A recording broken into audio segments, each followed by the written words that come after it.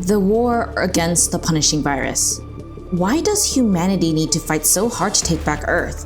What is it that makes them attached and unable to break free from that planet to the point of creating constructs to fight back for them, but being so wary of the constructs they made, of the people who chose to fight for them?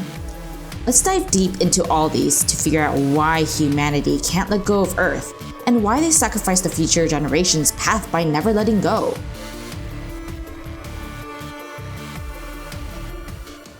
Why is the previous generation wary of the constructs?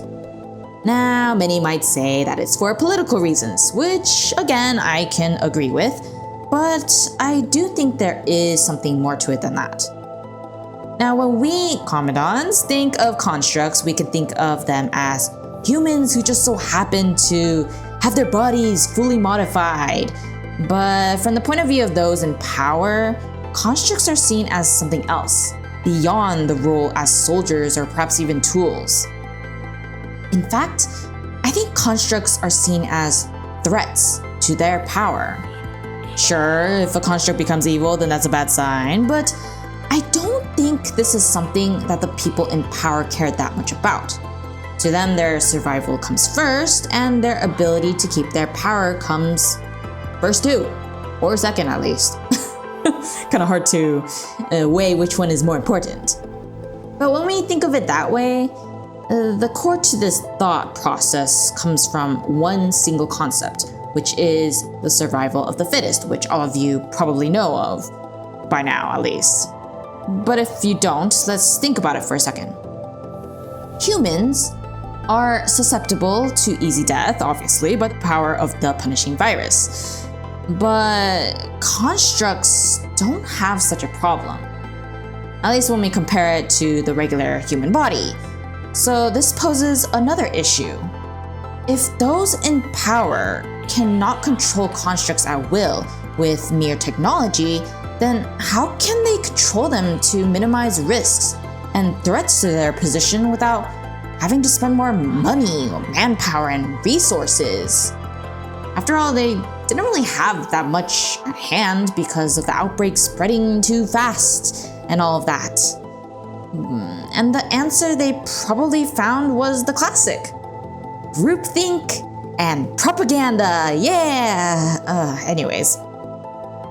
Now, I do believe the previous generation is most likely the people who started this propaganda campaign to build up wariness and even hatred towards the constructs to control them, due to what I mentioned previously. It's a common technique to manipulate the public and minimize the construct's existence and value. And with a lot of people unable to break free from the grasp of groupthink, it's not an inconceivable plan, especially considering what the Golden Age people were like before. Now, we did get a glimpse of what they were like from Chapter 12 with Kowloon, Chapter 13 with the Underground City, Chapter 15 with Lustrous and her crew, and even in the EX chapters with the ARU. So, when we consider some of the patterns I noticed about all of these places, then this plan becomes even more believable, because they were made and initiated by those from the Golden Age. And these patterns that I noticed about the Golden Age, well, let's list them off. Number 1, science reigned supreme. We got this confirmed by Lee in Hidden Chapter 6. Number 2, perhaps because science was the most important value in the Golden Age's societies, logic rather than emotions tended to reign supreme as well. We saw that with Kowloon's preference for Chu as their leader and the types of people who gathered at Atlantis.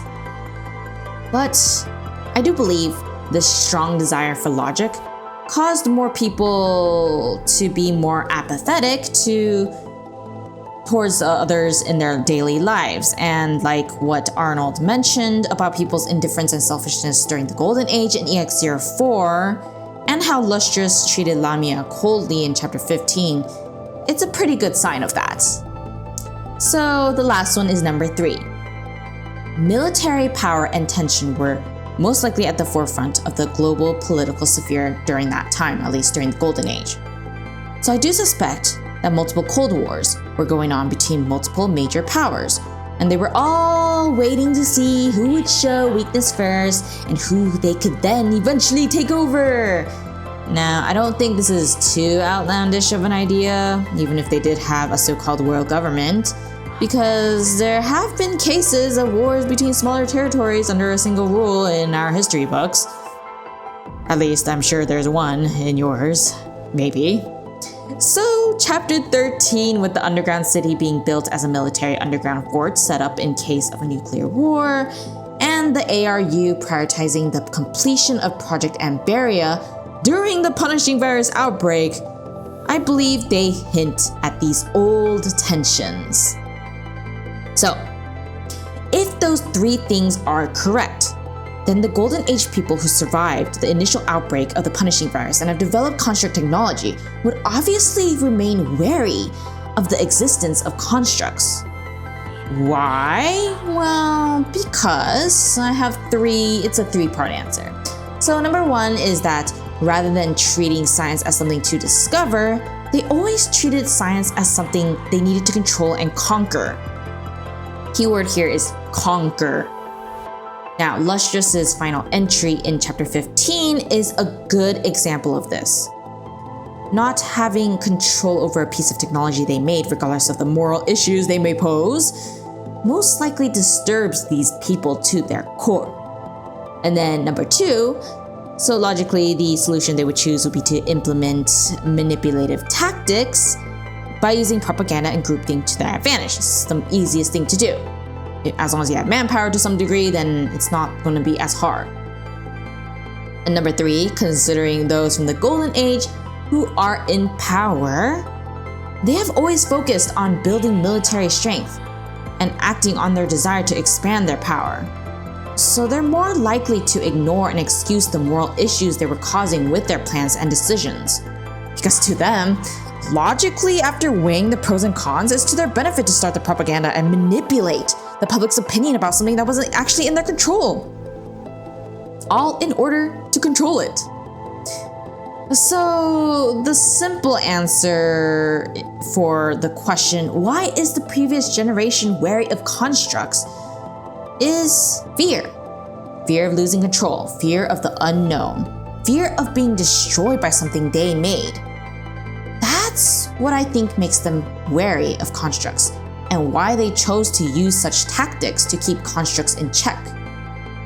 But branching off of this concept, there is another reason why they might view constructs as a potential threat, rather than as a trustworthy and helpful ally, or at least to a majority of those higher-ups. It's not everyone's opinion, obviously, but majority. So that means it actually just leads to my next question then. Why are constructs the key to humanity's future? One of humanity's biggest sins, or at least in my opinion, is that humanity is not able to learn from their history. They tend to believe that they're impervious to the mistakes that people in the past have made in the past. Basically. So they only tend to focus on themselves instead of the community as a whole, or in this case, the entire human race's future. Which makes sense, especially depending on context. Most people tend to focus on their current situation rather than what's going on outside of them. But once these people perish, then the cycle continues again with the next generation, with the same opinions, with the same behavior and attitude. Despite not wanting to be the same as the previous generation, it just ends up happening somehow in time. But constructs are a different story. They can technically live until the end of time, even if the rest of humanity dies off, like snow melting in the sun. Well, that sounds really bad. But anyways, as long as they have the resources and knowledge to do what it takes to do maintenance on themselves, then they really can live for a very long time. But then, yeah, that sounds great on paper, but this advantage that they have might be one of the reasons why humanity might view constructs as something to fear. And it could be partially why the people in the Golden Age who held the most of the power at the beginning started this propaganda and groupthink to sway the public's opinion about constructs to their advantage. At least in Babylonia. I'm not sure about the other places yet because we don't get enough information about the political status, but I assume that'll be the case too. Because then this means that that kind of advantage shows that constructs aren't impervious to humanity's biggest sin and weakness. And this also means that in time, they could be the ones holding the power instead of those who are currently in power. And such a possibility can be seen as a threat to those who are in power. And I think we can get a glimpse of this kind of future from Chu's speech in EX03. Very surprising, I know. I was quite surprised too. But she says that if Kowlungers store their consciousness in Huashu's database, no matter what happens in the real world, they can achieve immortality in the virtual world. Yes, constructs aren't storing their consciousness in the virtual world exactly like the Tabula Akasha, but in a sense, they are storing it sorta like that. Maybe that's pushing it too far, but hear me out here.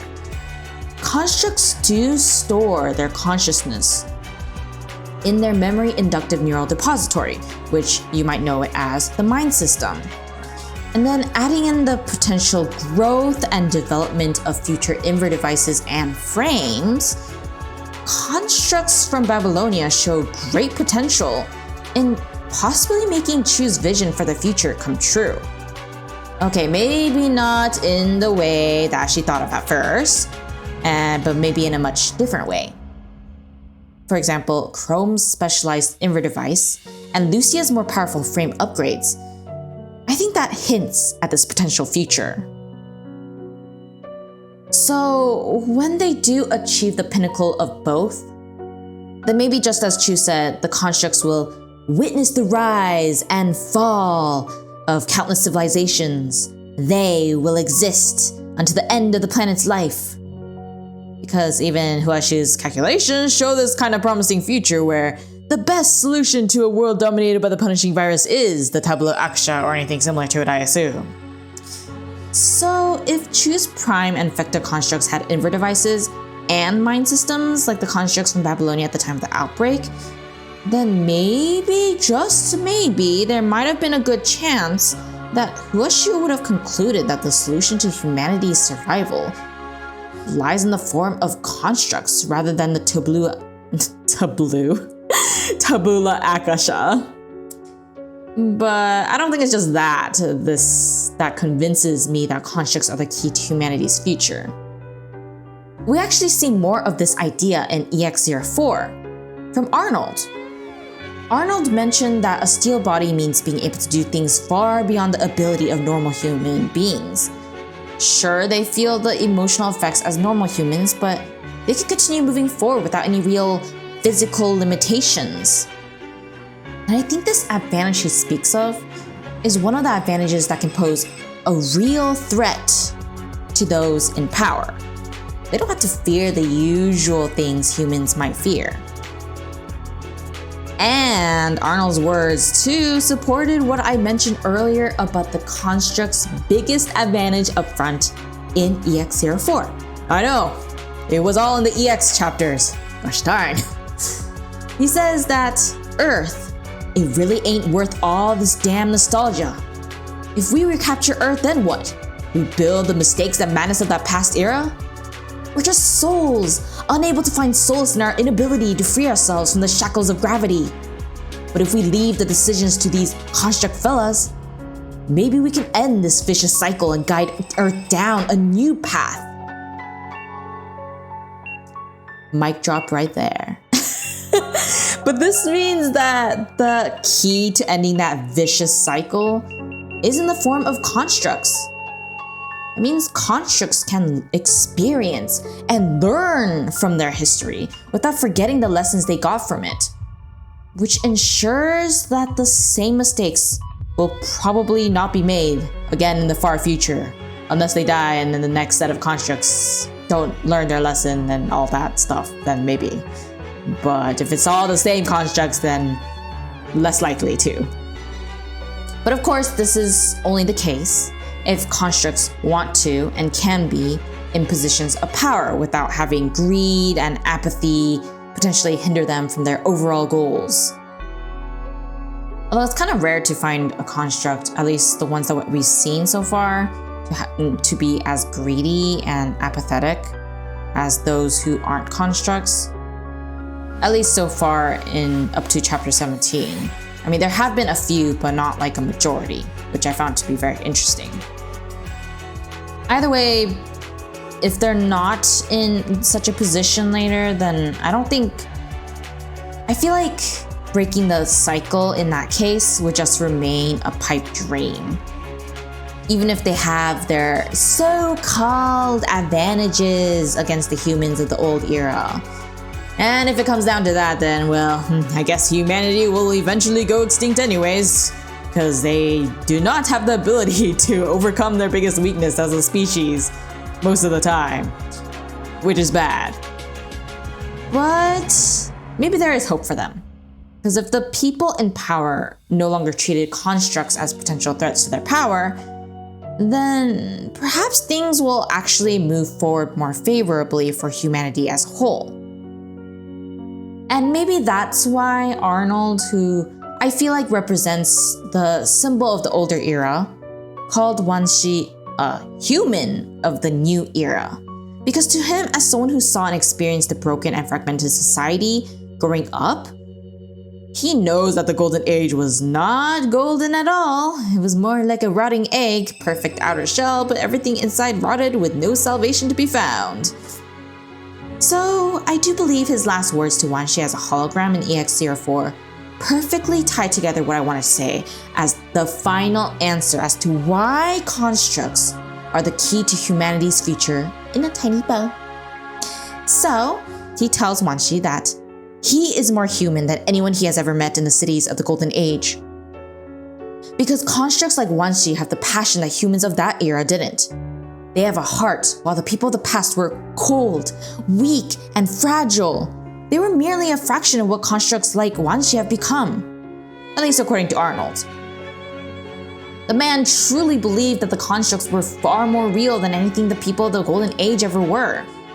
So whether the constructs want to explore space or take back Earth for themselves doesn't matter to him anymore. Because in his eyes, the future belongs to the generation born after the Golden Age. Because they're the ones who hold more potential and grit than those of the past era, not afraid to get their hands dirty to shape the future they want, no matter how impossible it may seem to them now. Sure, the people in power are those from the Golden Age, but when they all pass away, then who's going to hold the torch to move humanity forward? Many humans, of course, can continue to take their place, but in the end, constructs are the ones who can truly make that torch ignite with a passionate flame that never dies. But they too can also kill that flame in an instant with their true positions of power as the flame bearers. That's also why I agree with Arnold about what he said to Wanshi. As he put it aptly, it's time for them to start an era that belongs to the constructs. That said, there is one small question that you might think of, or maybe that's just me. Either way, is there a possibility of a war between constructs and humans in the future? Yes and no. Yes, if people like the Commandant, President Hassan, and Chrome no longer existed in this world, then yes. Indeed. If everyone were like Kurono and only care for their interests instead of humanity's future, then I can see a war eventually erupting between every major group. Now that's not anything different from right now to some degree, but I do think that I can see a war slowly morphing, or at least that particular war slowly morphing into one between the constructs and the humans. At least the war that we see right now, if I can call it that, maybe. Because that could lead to much more devastating experiments and cruelty, one that's far worse than what was previously done after the outbreak of the punishing virus. And if it comes down to that, then constructs are more likely to end up experiencing the worst of the worst, much more than the regular people in power and the helpless humans who get caught up in the strife. And if that happens, oh boy, then I can imagine constructs eventually executing a rebellion to overtake those who abuse them and the other innocent bystanders with such power. And maybe such a movement could cause a huge war between the constructs and the humans. Humans being the representation of those in power, and constructs being the representation of those who were taken advantage of. But thankfully, because there are people like the Commandant, President Hassan, and Chrome, the likelihood of such a war coming about is very slim. But if there were to be one, regardless, then it wouldn't reach a point where it'll be constructs versus humans. Instead, it might remain a war between the major groups, with a level of understanding and willingness to team up with each other if it means winning against the punishing virus, which I believe such is the case right now, at least based on what I've read up to chapter 17. So, of course, keeping all this in mind, we now reach the golden question, the reason why you clicked into this video. Why does humanity obsess over Earth? Now, before we answer this question, let's look back at a few things. We're almost there, don't worry. First, we know that the rich and those in power tend not to want to do anything that'll destroy their current comfortable lifestyle. In fact, a lot of them probably don't even care about the common people and those who aren't in power, even more so when it comes to humanity's future, as long as they can maintain their current lifestyle, ambitions, and comfort. You can see that with Collins from Chrono and the nobles from Actoluk. Now, this is my assumption, but with the previous generation who are in power wanting to go back to the Golden Age days and most likely maintain their power, lifestyle, and what from before, it makes more sense for them to try to have humanity take back Earth even if they don't actually think it's possible, instead of looking for a much easier and better solution for humanity as a whole. The solution could be something along the lines of leaving for another livable planet or turning everyone into constructs. But because of the ambitions of those in power and the lack of care from those who hold great wealth, they all continue to remain so out of touch, as such options most likely never occurred to them, or they feel that it's not worth pursuing due to the lack of urgency in their own lives. Yeah, seems quite something that we see, isn't it, in our lives? But regardless of their reasoning, everyone from the current generation is stuck with the sunk cost fallacy that the previous generation started. Oh, why? So, in other words, they have officially gone too far now. So this means trying to use old and new resources to leave the planet and live somewhere else is no longer a feasible option in their eyes. And this is probably because the infrastructure and societal norms have already been established. So changing such a structure may end up causing a collapse of society itself in some places, like Babylonia if they're not careful. At least that might be the excuses that they might give. But maybe because of this thought process, instead of letting go what might actually not be for the best of humanity or best for humanity, they instead chose to double down and work harder on this potentially impossible dream because they don't want to acknowledge the fact that maybe they, especially those from the previous generation, might have made the worst and wrong choice back when the outbreak first happened. And if they do happen to acknowledge this mistake, then I do wonder if they fear that they'll experience backlash heavily from those under them and that they'll no longer be able to maintain their current comfortable lifestyle. Could be it. I don't know. I'm not sure. Again, this is all theoretical on my end. Because what we do know is that the people from the Golden Age, they weren't exactly particularly the most humane kinds of people at the time. So it's not outlandish to believe that they care more for themselves instead of those who are truly suffering and for the future of humanity as a whole. So they most likely don't want to deal with the shame that might come with such an ambition and don't want to admit that re-experiencing the Golden Age really isn't worth sacrificing so many people for. Because if they did admit that, then all of their efforts were basically for nothing. And the people who were sacrificed did it in vain. Of course, this might not be relevant to all personnel who are in positions of power, because this is mostly just the majority that I'm talking about. Maybe. But it could end up being the case for many. So why is humanity obsessed with Earth? Simple. Sunk cost fallacy, greed, and pride.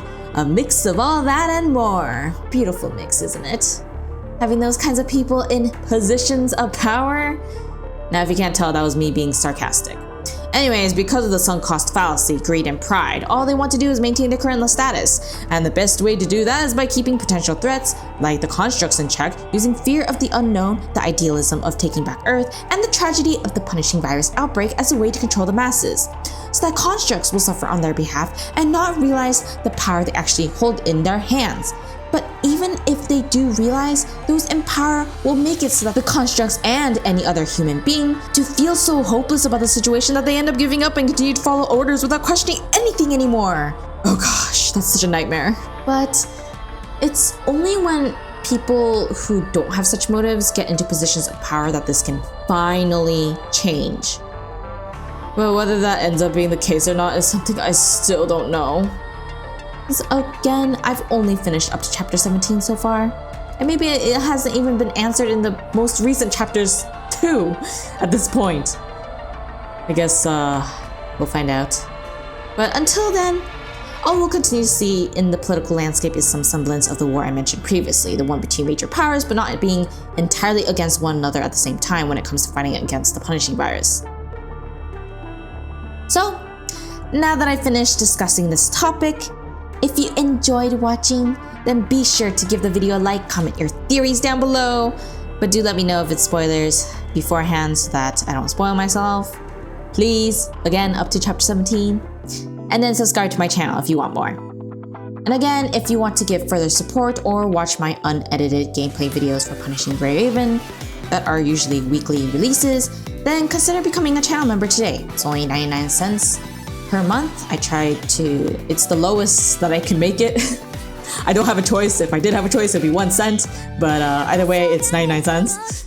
Hopefully that's not too bad for most of you guys. But either way, there will be more Punishing Grey Raven lore theory video essays in the future, thanks to having a team who is helping me keep track of the lore, which maybe I'll release the document for that for everyone later. But right now, it's only for my team. So either way, I hope you do look forward to those videos, and I'll talk to you guys later. Bye!